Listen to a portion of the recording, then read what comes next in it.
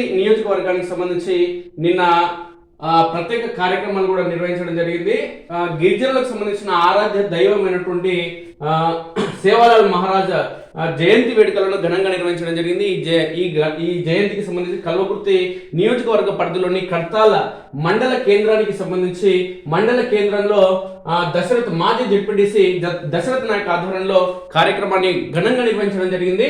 మైసిగండి నుంచి మొదలు పెడితే ఆమన్గల్, మైసిగండి, అదేవిధంగా కడతాల వరకు ప్రత్యేకంగా భారీ ర్యాలీ నిర్వహించడం జరిగింది.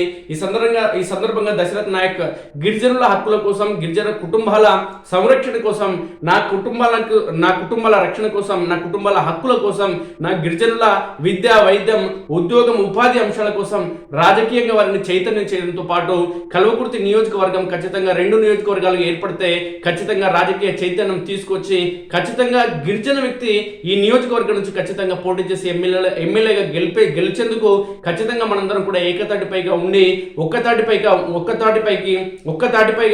ముందుకు వెళ్తూ ఖచ్చితంగా గిరిజన నేతనే ఈ కల్వకుర్తి నియోజకవర్గం 2గా విడిపోతే ఖచ్చితంగా కర్తాల్ లేదంటే ఆమన్గల్ నియోజకవర్గంగా ఏర్పడితే ఖచ్చితంగా గిరిజన బిడ్డ ఎమ్మెల్యేగా తెలంగాణ అసెంబ్లీలో అడుగు పెట్టేందుకు వచ్చే ఎన్నికల్లో ఖచ్చితంగా కృతనిశ్చయంతో పనిచేయాలి.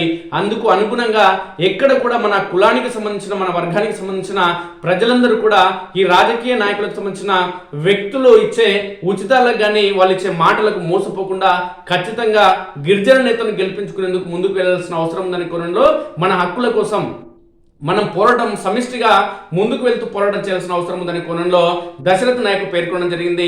సందర్భంగా దశరథ్ నాయక్ మాట్లాడుతున్న తీరును చూసినటువంటి గిరిజన నేతలు, మహిళలతో పాటు చిన్నారులు, పెద్దలందరూ కూడా తన హర్షధ్వానాల మధ్య చప్పట్ల ద్వారా హర్షం వ్యక్తం చేయడం జరిగింది.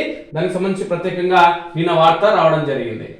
తెలంగాణ రాష్ట్ర వ్యాప్తంగా మా కులదైవమైనటువంటి సేవాలాల్ మహారాజ్ 286వ జయంతిని ఘనంగా జరుపుకోవడం జరిగింది.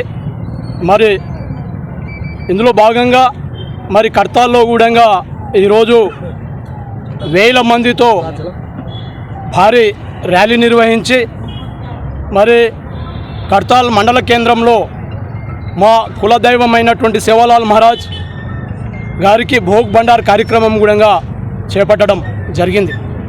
మరి ఈరోజు తెలంగాణ రాష్ట్రంలో ఉన్నటువంటి గిరిజనులు ఒక పండుగ వాతావరణంగా భావించి మరి కులదైవమైనటువంటి మా సేవాలాల్ మహారాజ్, అదేవిధంగా జగదంబ అమ్మవారు, అదేవిధంగా తుల్జామాత అమ్మవారు, మరి ఈ దైవాలను అందరినీ మా కులదైవంగా భావించి మరి దసరా పండుగ కావచ్చు, అదేవిధంగా కంకాళి అమ్మవారి పండుగ కావచ్చు, మేరమ్మ కడావ్ అని చెప్పి కావచ్చు, మరి అన్ని విధాలుగా కూడా మా కులదేవతలను ఈరోజు మేము దైవంగా భావించి ఈరోజు పూజలు చేసుకోవడం జరిగింది.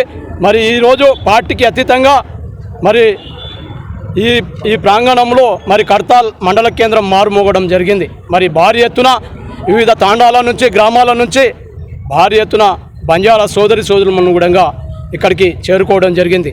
మరి ఉన్నవాసం చెప్తున్నాం, మరి గత ప్రభుత్వము కేసీఆర్ ప్రభుత్వంలో మరి 6% ఉన్నటువంటి రిజర్వేషన్ను 10% ప్రకటించడం జరిగింది.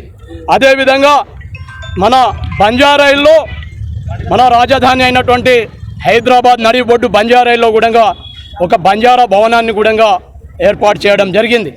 అదేవిధంగా గతంలో 20 సంవత్సరాల నుంచి మా తాండాలలో మాకు రాజ్యం కావాలని చెప్పి పోరాటం చేస్తున్నటువంటి సందర్భంలో మరి తెలంగాణ తొలి ముఖ్యమంత్రి అయినటువంటి కేసీఆర్ గారు మరి తెలంగాణలో ఉన్నటువంటి మా బంజారా సోదరులను గుర్తించి మరి మా తాండాలను గ్రామ పంచాయతీగా ప్రకటించడం జరిగింది.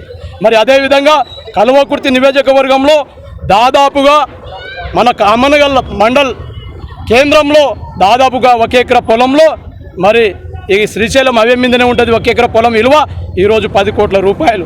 మరి ఆ 10 కోట్ల ల్యాండ్ ఇచ్చి మరి 2.5 కోట్లు శాంక్షన్ చేసి ఈరోజు అక్కడ గిరిజన భవనం కూడా ఏర్పాటు చేసుకోవడం జరిగింది. మరి ఇదే ప్రభుత్వము ఏదైతే రేవంత్ రెడ్డి ప్రభుత్వం ఉందో అధికారికంగా జరుపుకోవాలని చెప్పి మనకు తాత్కాలికంగా ఈరోజు ప్రకటించడం జరిగింది. తాత్కాలికంగా కాదు, శాశ్వతంగా మా గిరిజన కులదైవమైనటువంటి సేవాలాల్ మహారాజ్ జయంతిని ఖచ్చితంగా ప్రభుత్వ పరంగా సెలవు దినంగా ప్రకటించాలి. అదేవిధంగా మా గోర్బోలిని భారత రాజ్యాంగంలో చేర్చి మా జాతిని గుర్తించాలి, మా లిపిని కూడా గుర్తించాలని చెప్పి ఈ మీడియా ద్వారా తెలియజేస్తూ, అదేవిధంగా ఏదైతే ఈ జాతి కోసం ఈరోజు మేము కూడా మాట్లాడడం జరిగింది. జాతి కోసం మా కులదైవమైనటువంటి సేవలాల్ మహారాజ్ ఏ విధంగా అయితే పోరాటం చేసిండో అదేవిధంగా జాతి కోసం ఈరోజు నేను లంబాడా హక్కుల పోరాట సమితి రాష్ట్ర ఉపాధ్యక్షునిగా నేను కూడా పోరాటం చేయడానికి సిద్ధంగా ఉన్నానని చెప్పి మా జాతిని కూడా ఏకతాటిపైకి రావాలని చెప్పి ఈరోజు ఈ సభ ద్వారా ఈ ర్యాలీ ద్వారా కోరడం జరిగింది. అదేవిధంగా మా పత్రికా సోదరులను కూడా ఈరోజు మా పత్రికా సోదరులు కూడా చాలా పెద్ద ఎత్తున భారీ ఎత్తున ఇక్కడికి చేరుకోవడం జరిగింది. మరి మా పత్రికా సోదరులను కూడా కోరుతున్నాం, మరి ఇక్కడ ఏం జరుగుతుందో మరి తెలంగాణ రాష్ట్రంలో కాకుండా ఈ భారతదేశాన్ని తెలియపరిచే విధంగా మా పత్రికా సోదరులు మా మీడియా సోదరులు కూడా పరిచయం చేయవలసినటువంటి అవసరం ఉంది. నిన్ననే పార్లమెంటులో డీకే అరుణ కావచ్చు, అదేవిధంగా మన రఘునందన్ రావు గారు కావచ్చు, భాజపా నుంచి మరి వాళ్ళు కూడా ఖచ్చితంగా మన సేవాలాల్ మహారాజ్ను మా జాతిని గుర్తించినందుకు వాళ్ళ కూడా ఈ మీడియా ద్వారా ధన్యవాదాలు తెలియజేస్తూ నేను సెలవు తీసుకుంటున్నాను. జై సేవాలాల్.